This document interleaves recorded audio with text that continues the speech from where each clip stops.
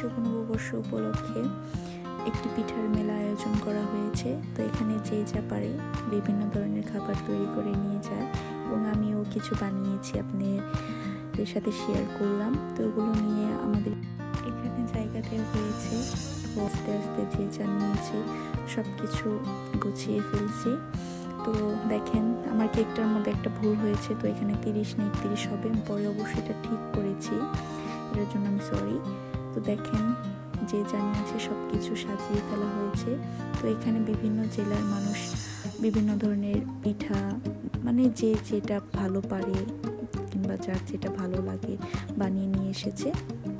তো এখানে সিলেট, মাদারীপুর, ঢাকা বিভিন্ন জেলার মানুষ আছে। তো দেখেন কত মজাদার খাবার। এবং আমাদের এখন এখানে একটি খেলার আয়োজন করা হয়েছে।